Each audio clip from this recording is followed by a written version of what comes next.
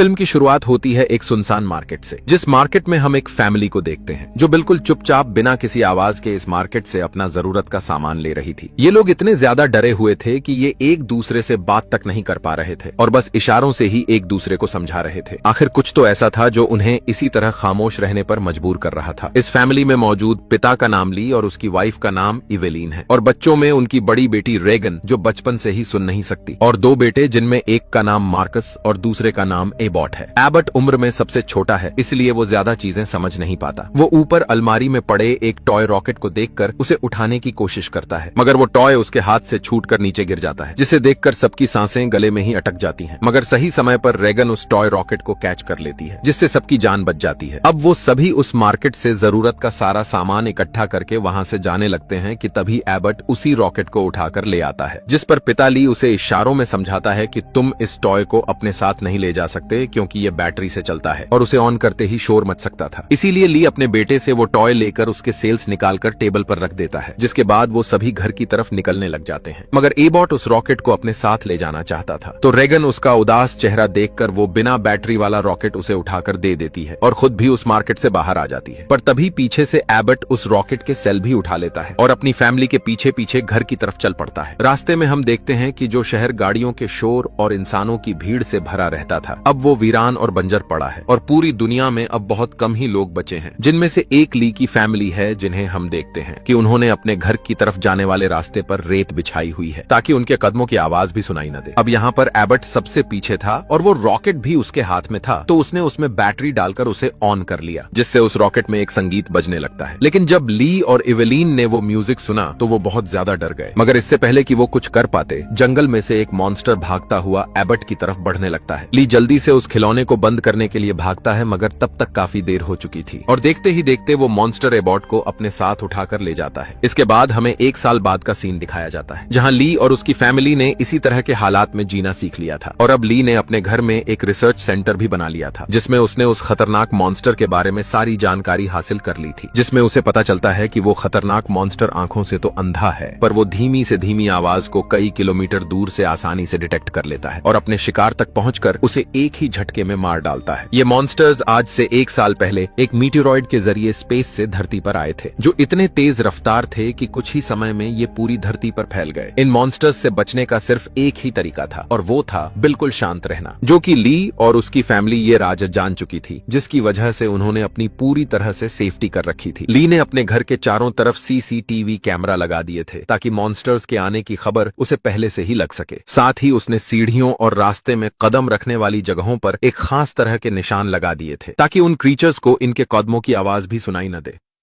अब यहाँ हमें ये पता चलता है कि इवेलीन प्रेग्नेंट है और वो जल्द ही एक बच्चे को जन्म देने वाली है, और अब क्योंकि वो बच्चा पैदा होते ही रोने लगेगा, तो उन्होंने पहले से ही उसके लिए एक साउंड प्रूफ बॉक्स बना लिया है। अब इन मुश्किल हालात में हर वक्त अलर्ट रहना जरूरी था, मगर ली की बड़ी बेटी रेगन सुन नहीं सकती थी और ये कमी उसके लिए एक मुसीबत बनकर सामने आ सकती थी। ली अपनी बेटी रेगन के लिए एक कोक्लियर हेरिंग एम्पलीफायर बना रहा था, जिसे बनाने के बाद जब ली वो एम्पलीफायर रेगन को देता है, तो रेगन वो एम्पलीफायर लेकर खुश नजर नहीं आ रही थी, क्योंकि उसे लग रहा था कि ये एम्पलीफायर हमेशा की तरह काम नहीं करेगा। वो इसलिए क्योंकि ली पहले भी रेगन के लिए तरह तरह के एम्पलीफायर बना चुका था, पर इस बार जब रीगन वो एम्पलीफायर लगाती है तो वो काम कर जाता है और रीगन पहली बार बाहर की दुनिया की आवाज महसूस कर पाती है, जिसे सुनकर उसकी खुशी का कोई ठिकाना नहीं था। अब वो पहली बार अपने पिता के बनाए गए रिसर्च रूम की तरफ बढ़ती है, मगर तभी पीछे से ली उसे पकड़ लेता है, क्योंकि नीचे रूम में कई तरह की रेडियो उपकरण लगी हुई थी और ली नहीं चाहता था कि रीगन किसी भी डिवाइस को गलती से चला दे, जिससे शोर मच सकता था और उनकी जान खतरे में पड़ सकती थी। अब अगले दिन ली अपने बेटे मार्कस के साथ फिशिंग करने नदी पर जाने लगता है। रीगन भी उनके साथ जाना चाहती थी, पर ली रीगन को अपने साथ ले जाने से मना कर देता है। वो कहता है कि तुम्हारी माँ घर पर अकेली है, इसलिए तुम अपनी माँ के साथ घर पर ही रहो। जिसके बाद ली मार्कस के साथ मछलियां पकड़ने निकल गया, जो बात रीगन को बहुत ज्यादा बुरी लगती है, क्योंकि पहले उसकी ही गलती की वजह से उन्होंने अपने बेटे एबॉट को खो दिया था। इसीलिए रीगन अपना बैग पैक करके वहां से निकल गई और सीधे उस जगह जा पहुंची जहां उसके भाई को मॉन्स्टर ने मार डाला था। दूसरी तरफ एवलिन घर पर बिल्कुल अकेली थी। वो बेसमेंट से कपड़े धोकर उन्हें बोरी में भरकर बाहर ले जा रही थी। तभी सीढ़ी पर लगा एक कील उस बोरी में फंसकर सीधा हो गया। वो नुकीला कील ठीक उनके पैर रखने के निशान पर था, पर एवलिन उसे देख नहीं पाती। उधर ली और मार्कस मछली पकड़ने में लगे थे, जहाँ पर ली मार्कस को पानी के झरने के पास ले आता है और वहाँ उसे बताता है कि तुम यहाँ पर बात कर सकते हो, क्योंकि पानी के शोर में तुम्हारी आवाज इसमें छिप जाएगी और मॉन्स्टर उसे सुन नहीं सकेगा। दूसरी तरफ एवलिन जो घर पर अकेली थी, उसे अचानक से लेबर पेन शुरू हो जाता है, यानी उसकी डिलीवरी का टाइम हो गया था, जिसके बाद वो जल्दी से बेसमेंट की तरफ जाने लगती है। लेकिन तभी सीढ़ियों से उतरते समय उसका पैर उसी नुकीले कील पर पड़ जाता है। एवलिन दर्द से तड़प उठी, पर उसने अपने आप में वो दर्द सहन कर लिया और कोई आवाज नहीं निकाली। लेकिन उसके हाथ से उसके बेटे का फोटो फ्रेम छूटकर तेज आवाज से नीचे गिरकर टूट जाता है। वो लंगड़ाती हुई नीचे आकर लाल लाइट का स्विच ऑन करती है, जिससे बाहर रेड लाइट जल पड़ती है। मगर जब वो वापस ऊपर की तरफ लौटने लगी तो उसने कुछ ऐसा देख लिया जिससे उसकी सांसें गले में ही अटक गईं, क्योंकि शोर सुनकर अब एक मॉन्स्टर उसके घर में घुस चुका था। डर से कांपती एवलिन अब एक दीवार के पीछे छिप गई। दूसरी तरफ ली और मार्कस जब घर की तरफ आ रहे थे तो उन्होंने दूर से देखा कि घर के बाहर रेड लाइट जल रही है, जो उनके लिए खतरे का निशान था। उधर एवलिन घर के बेसमेंट में छिपी हुई थी, जबकि मॉन्स्टर उसे घर के हर कोने में ढूंढ रहा था। लेकिन अब ली और मार्कस भी वहां पहुंच चुके थे। ली ने मार्कस से कहा कि वो बाहर जाकर फ्लेयर गन चलाए, जबकि एवलिन अब ऊपरी मंजिल में बाथ टब तक पहुंच आई थी। और जैसे ही एवलिन चिल्लाती है, मार्कस बाहर फ्लेयर गन भी चला देता है और एवलिन की आवाज उस फ्लेयर गन की आवाज में दब जाती है।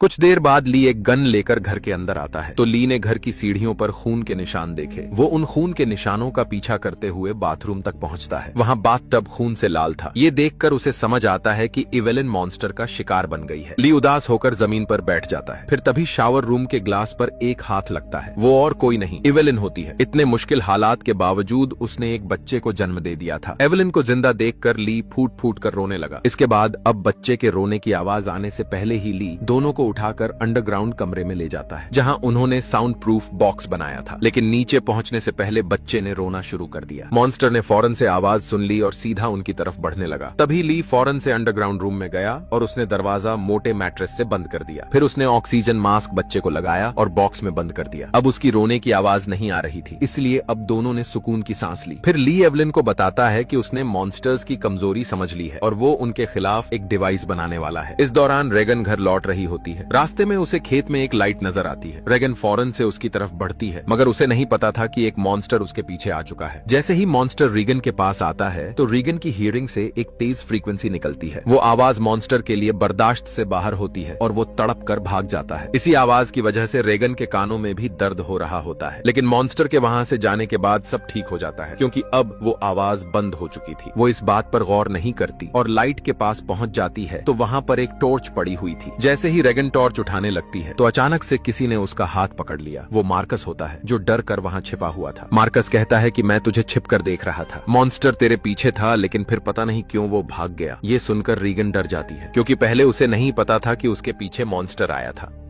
दूसरी तरफ एवलिन अपने बच्चों के लिए परेशान होती है। वो ली से कहती है, मुझे डर है कहीं मॉन्स्टर्स ने बच्चों को कुछ कर न दिया हो। जिसके बाद ली अपने इस बच्चे और एवेलिन को सुलाकर दूसरे बच्चों को ढूंढने निकलता है। घर पूरा तबाह हो चुका था। वहीं एक पाइप भी टूट गया था, जिससे निकलने वाला पानी बेसमेंट में जा रहा था। ली को इसका ख्याल नहीं रहता और वो खेत की तरफ अपने बच्चों को लेने चला जाता है। वहाँ मार्कस और रेगन अनाज की टंकी के ऊपर छिपे होते हैं। वो वहीं आग लगाते हैं ताकि उनके फादर आग के जरिए उन तक पहुँच सके। इधर घर में कुछ देर बाद पानी के शोर से इवेलिन की आंख खुल जाती है। वो देखती है कि पूरा बेसमेंट पानी से भर गया है। तभी वो देखती है कि उसके बच्चे का बॉक्स खुला था, लेकिन बच्चे की रोने की आवाज नहीं आ रही थी। अब जैसे ही वो बॉक्स के पास जाने लगती है तो उसे एक मॉन्स्टर नजर आता है। ये देखते ही इवेलिन का दिल फटने लगता है। उसे लगता है कि मॉन्स्टर ने बच्चे को खा लिया है। अब धीरे धीरे वो बॉक्स के पास पहुंचती है और देखती है कि बच्चा जिंदा है और बॉक्स में पड़ा है, क्योंकि वो रोया नहीं था। जिसके बाद वो बच्चे को लेकर कोने में छिप जाती है, लेकिन मॉन्स्टर भी उसके पास ही घूम रहा था। इधर रेगन और मार्कस अपने फादर का इंतजार करते करते थक जाते हैं। रेगन सोचती है कि उनके पापा नहीं आएंगे, इसलिए वो खुद ही घर जाने लगती है, लेकिन मार्कस उसे रोकता है। जैसे ही वो उसे पकड़ने के लिए आगे बढ़ता है तो टंकी का ढक्कन खुल जाता है और वो अंदर गिर जाता है। गिरते वक्त मार्कस के मुंह से अनजाने में आवाज निकलती है,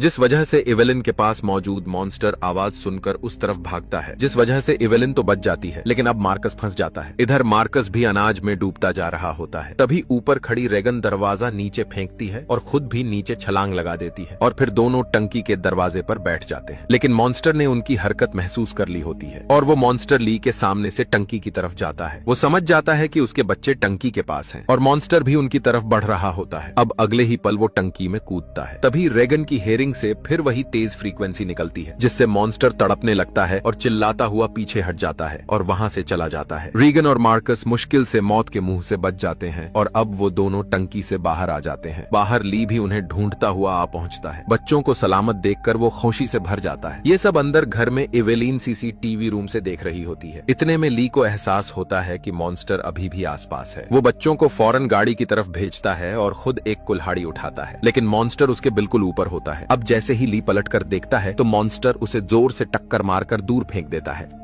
फादर को तकलीफ में देखकर मार्कस चिल्लाता है। अब मॉन्स्टर उनकी जगह पहचान लेता है और उनकी तरफ बढ़ता है। तभी रेगन की हियरिंग से फिर तेज फ्रीक्वेंसी निकलती है। ये आवाज रेगन के कानों को भी चुभने लगती है, इसलिए वो मशीन ऑफ कर देती है। लेकिन ये उसकी सबसे बड़ी गलती होती है। मशीन से निकलने वाली फ्रीक्वेंसी मॉन्स्टर की सबसे बड़ी कमजोरी थी, लेकिन मशीन बंद करके रेगन ने अपनी मौत बुला ली। अब मॉन्स्टर गाड़ी पर झपटता है और मार्कस तक पहुंचने लगता है। तभी ली होश में आता है। वो समझ जाता है कि वो मॉन्स्टर से लड़ नहीं सकता, इसलिए वो अपनी जान कुर्बान करने का फैसला करता है। वो इशारों में रेगन को बताता है कि मैं तुमसे बहुत प्यार करता हूँ, तुम बू की मौत की जिम्मेदार नहीं हो। ये कहकर वो जोर से चिल्लाता है ताकि मॉन्स्टर उसकी तरफ आए। मॉन्स्टर ली पर झपटता है और उसे मार डालता है। अपने बाप को मरते हुए देखकर रेगन टूट जाती है। उसे पहली बार महसूस होता है कि उसके पिता उससे प्यार करते थे। अब ली के मरने के बाद मॉन्स्टर चला जाता है और रेगन मार्कस के साथ घर लौट आती है। एवलिन उन्हें देखकर गले लगा लेती है। तभी मॉन्स्टर वापस उनकी तरफ आने लगता है तो सब लोग जल्दी से घर के अंदर चले जाते हैं। घर में रेगन अपने छोटे भाई और अपने फादर के काम को देखती है। उसे समझ आता है कि उसके फादर उसके कोक्लियर इम्प्लांट पर काम कर रहे थे। थोड़ी देर में मॉन्स्टर घर में घुस आता है। इवेलिन बंदूक लेकर उसके सामने खड़ी होती है, लेकिन वो जानती है कि गोलियां उसका कुछ नहीं बिगाड़ सकती। तभी मॉन्स्टर उनकी तरफ बढ़ने लगता है और रेगन की मशीन से फ्रीक्वेंसी निकलने लगती है, जिससे मॉन्स्टर तड़पने लगता है। फिर रेगन की नजर अपने फादर की रिसर्च पर पड़ती है। उसे समझ आ जाता है कि मशीन का मॉन्स्टर के साथ कुछ न कुछ लेना देना है। जब भी मॉन्स्टर पास आता है ये मशीन फ्रीक्वेंसी छोड़ने लगती है, जिससे मॉन्स्टर्स को तकलीफ होती है। अब रेगन पावर बढ़ा देती है और हाई फ्रीक्वेंसी साउंड से मॉन्स्टर तड़पने लगता है, क्योंकि अब इस फ्रीक्वेंसी से रेगन को भी पेन हो रही थी। इसलिए उसने उस मशीन को माइक्रोफोन से लगा दिया और पावरफुल हाई कर दी। अब उसकी खोपड़ी का आर्मर खुल जाता है और उसका मुंह नजर आने लगता है। इवेलिन फौरन से उसके मुंह पर गोली चला देती है, जिससे मॉन्स्टर का सिर फट जाता है और वो मर जाता है। लेकिन खतरा अभी खत्म नहीं हुआ। गोली की आवाज से अब दो और मॉन्स्टर्स इनकी तरफ आ रहे होते हैं, पर अब रेगन और इवेलिन को उनकी कमजोरी पता होती है। अब रेगन फ्रीक्वेंसी साउंड वॉल्यूम फुल कर देती है और एवलिन उन मॉन्स्टर्स का सामना करने के लिए तैयार हो जाती है। इस तरह ये कहानी यहीं खत्म होती है। उम्मीद है आपको वीडियो पसंद आई होगी और अगर आपको इसका पार्ट 2 चाहिए तो कमेंट करें।